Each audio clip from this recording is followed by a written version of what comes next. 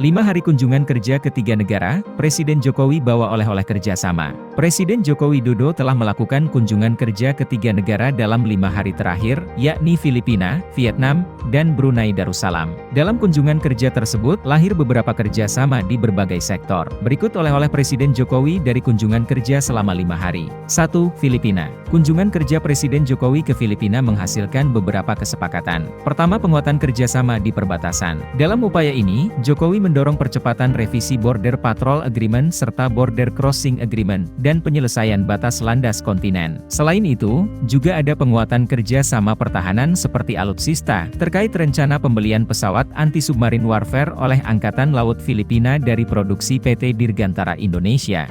Di bidang ekonomi, Indonesia dan Filipina sepakat untuk terus membuka akses pasar sebagai upaya untuk meningkatkan perdagangan kedua negara. Selanjutnya, kedua negara juga sepakat untuk memperkuat kesatuan dan sentralitas ASEAN. 2. Vietnam. Kedua negara sepakat memberikan kemudahan dan perlindungan investasi masing-masing negara. Kemudian Indonesia dan Vietnam juga sepakat penguatan kerjasama ketahanan pangan antara kedua negara. Ketiga, kerjasama teknologi, informasi, dan komunikasi untuk mendorong kemajuan industri digital kedua negara. Indonesia dan Vietnam menyepakati kerjasama di bidang ekosistem mobil listrik dan baterai, serta transisi energi. Seperti komitmen investasi Finfast senilai 1,2 miliar US dollar untuk pembangunan ekosistem mobil listrik dan baterai di Indonesia, yang diharapkan segera terrealisasi. 3. Brunei Darussalam. Di Brunei Darussalam, Presiden Jokowi bertemu dengan sejumlah pengusaha. Jokowi menawarkan investasi di Ibu Kota Nusantara, Kalimantan Timur. Ia pun memberikan sejumlah insentif bagi investor baik super tax deduction,